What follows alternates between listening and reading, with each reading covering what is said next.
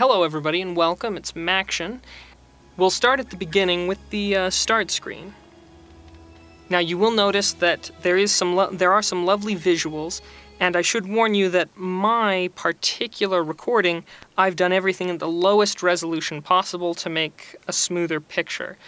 But don't be fooled, this thing looks absolutely beautiful. You have the option to do a new game, load a game. There also is, right on the start screen, an option for mods, just FYI. You can select the size of your galaxy, the quantity of opponents and or teammates, depending upon the way you like to play it, and the age of the galaxy. You can select your race, their races, the difficulty, the growth speed of your empire. I should mention here that Endless Space touts their game as a 4X game. And those 4X's are Expand, Explore, Exterminate, and... Anyhow, you have all these various cultures that you can choose as, and each one of them has specific minuses, specific pluses, and you'll get a chance, I hope you'll take the chance, to play every single one of them. Okay, so I'm just going to go for this with no particular order. I'm going to start with the battle system. Now, of course, Endless Space sort of takes the feel of a civilization game, but it has quite a bit more things that you can do, and one of them is your fleet. Now, you can design your fleet. You can change things around. As you receive as you receive new technologies, you can incorporate them into the designs of your spaceships. You can make new spaceships that have a certain slant, whether that's for, say, scouting, whether that's for straight-up battle, or whether it's for an all-around approach, sort of first responder type thing. Myself, I really like going for the hard hitters. But you do have plenty of options, and those options just continue to grow as you continue to research in the sciences. You do have auto-upgrade options so that you can just, let the computer decide what's the best use, and then just weight it that way.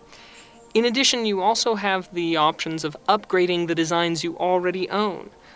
Or you already have. Like, for example, I had a design for a ship that I named Killa, and that particular design, I upgraded it a couple of times, and every time I upgraded the design, it gave me the, it just changed the name to Killa 2, and so on.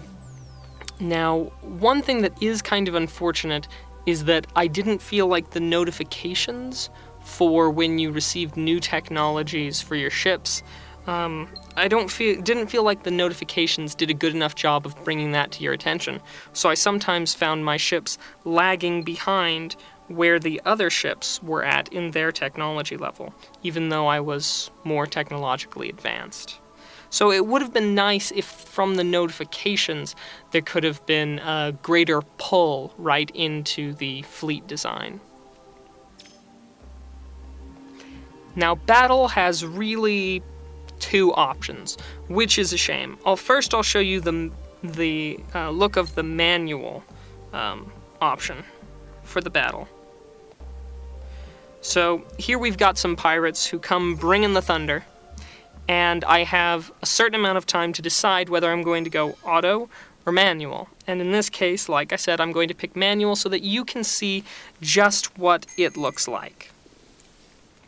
Now, again, I must stress that I used the lowest resolution possible because, I want it to record smoother, and I don't have the best, computer.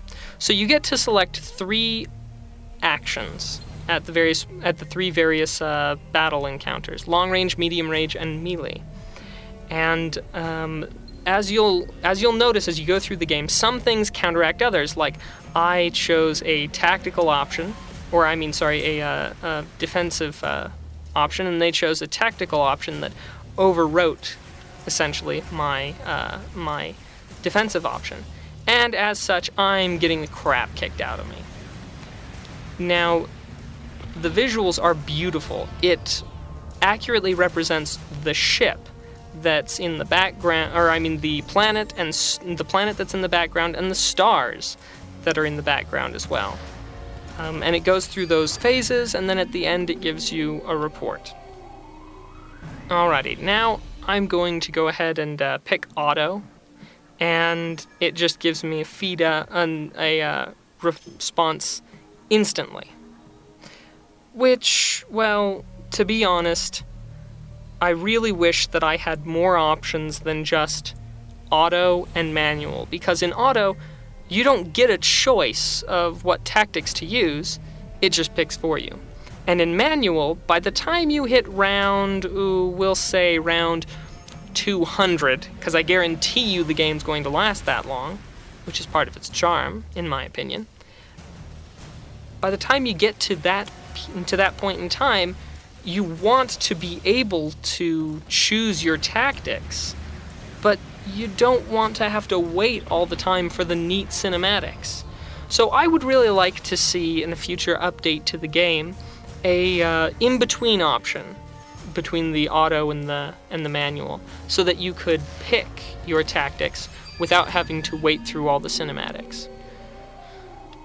I mean, maybe that's asking too much, maybe it's not asking enough. Heck, maybe it's even an option in the game that I overlooked, which I'm pretty sure it isn't, but I'll always leave that open there.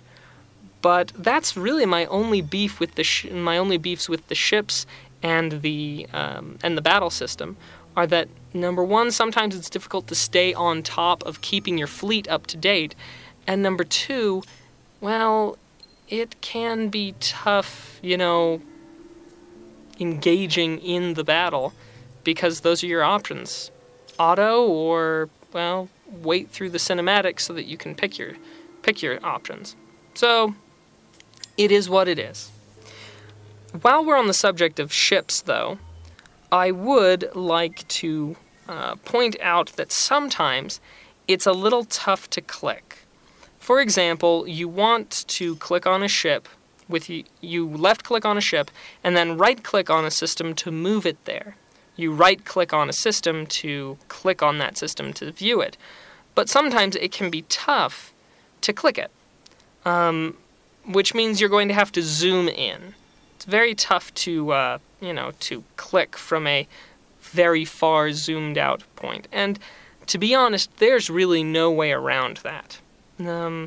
So this isn't so much of a critique as it's just some advice to those of you who are going to play it, to just zoom in on where you're going to be moving your fleet or where you're going to be looking at, and then clicking so that you avoid any undue frustration. One of the things that's absolutely lovely in Endless Space is the systems. You get, of course, a system orbiting a star, and you've got various planets, and you can go into this view of this system with a listing of all the planets, and then you can go into a micro view of the individual planet and select, what types of construction to do there, what types of exploits you can terraform in this. And terraforming is important because it helps to keep your population happy. They're much happier in a Terran-like environment and less happy on a volcano planet. But one of the things that's real nice is, of course, by hovering your mouse over any of the given items or options, you can go ahead and, see exactly how that is affecting your production, your happiness, or your system or government overall. And it's very easy, very quick, and very nice, and it looks beautiful. You can terraform, but you can also explore moons if they have moons. Some of those moons, your exploration into those moons will give you advances. It has in the past given me scientific advances. Other times it's just made my people happier overall because they've found things like ruins from ancient civilizations. Now, I am not good at diplomacy. I should just throw that out there right now. Diplomacy, not one of Maction's strong points. But diplomacy does play a large role. You can actually beat the game through a diplomatic victory. Just so you know, I'm never going to come even close to succeeding at that. But from the diplomacy screen, you can see where each empire stands, their pluses, their minuses due to their races, how they feel about you, and exactly what things about your actions are influencing that feeling. That is a really great and useful background. Sometimes, unfortunately, you don't exactly know what to do about it. Like, I don't know how to solve that whole tense borders situation with the Pilgrims because of a warp hole in between our planets. I just don't know what to do with that. Give them the planet? That'll be a cold day in hell when I do that. Goodness gracious. But, you know, it's how it goes. One other thing that you can do, of course, and it wouldn't be a good strategy game with diplomatic elements if you couldn't do this, and that is you can make deals to make yourself or them better off. For example, when I navigate to the dialogue option, I can offer things and I can request things. So, for example, I can request from them something like planetary landscaping in return for solar mining. Or I can offer a system, like a space system, and request something back. And it'll show the deal approval. Essentially, it just shows who gains the most by this trade. And if the pointer's over on their side, then you can bet they're probably going to accept. But those AIs, if it's not definitely within their camp, they're probably not going to accept in the first place. Also, I have found that if you need to keep those guys at bay for just a few more turns, or just a little while longer while you get your fleet assembled and ready to just hit them hard where they live, then you can just offer stuff like, say, give them some antimatter, or give them something here or there, and it will actually temporarily improve your situation with them, which is very useful if all you need to do is keep them out of your way until you are ready to declare war. As you can see, I've made a lot of these deals with these pilgrims, and you can see again the breakdown of exactly why their relationship with me is on the way down. Now, to be honest, by the end of this game, these guys were they had kind of just decided to, attack me no matter what. And they were going to wipe me out. So, no matter what I did, they would just keep going, "Ooh, your ships on your planets, 3 planets in, are suspicious. We don't know if we're going to continue our open borders with you anymore," which was kind of a pain in the butt and annoying, but, it's an AI in a diplomatic relationship, so what do you expect? The science section, absolutely wonderful. They have incorporated several things that I think are just brilliant. Number one, you have 4 different tech trees. And I'm sure, as you guys can figure out, you select a technology, it leads to another technology, it takes turns based upon how much emphasis your society has placed on technology, yada yada yada. However, one of the things that's great is I need to find something, I can just type it a little bit in there. I needed a specific mineral, quadrinics, for terraforming. And I could just type quad and click locate, and bam, took me right to the scientific development that I needed to be able to use quadrinics in the first place. Of course, you can search in, you can go for scientific advancement in diplomatic, in war, in applied sciences, and in expansion. I was surprised that there were so many citizens, or so much of the citizenry, that disagreed with my expansionary policies. And what was most interesting about it is that the very science to make that easier for the population to swallow came about in the diplomatic tree as opposed to the expansion tree. And I suppose there's only so much that you can cram into each one of them, but I must say I did find it a little odd that that would be there in diplomacy as opposed to expansion. And as you can see, I focused a lot in expansion. It's just kind of the way I tend to play these games. I found this screen, the Empire Management screen, to be perhaps the most important thing in Endless Space. Now, we had all these little quick links up here for heroes, for settings, for diplomacy, for your fleet, but the Empire Management is where it is at. You can, sort your systems by their productivity, by their happiness, by how much food they're producing. It was absolutely incredible. Greatest thing. At a glance, I could see the entire system. I could see what sorts of things I was doing that were giving me more productivity or pissing my population off. It was perhaps one of the most useful screens, and it had so many options. Just by clicking on the name of the system, I could go straight to that system. I didn't have to backtrack and go anyplace else. I could just go straight to the system and fix it. I could see what sorts of resources were giving me bonuses. This screen had everything. It had everything I needed to know. And then, of course, at the end of the game, you have a stats screen where you can see who did what, how you compared to everybody else, your slice of the pie, as it were. What I will say is I was disappointed that there was not a timeline for the overview, so that I could see at what point in time those damn pilgrims just got the better of me. But unfortunately, maybe that's to come later, maybe it won't, but I don't think the game was too harmed by it. It's just a nitpicky thing by me. So, Endless Space. An absolutely incredible game. I was thrilled to play it. I was thrilled that, I was contacted by the company to do a review, and so I was absolutely thrilled to get a review copy, to be able to spend some quality time with it.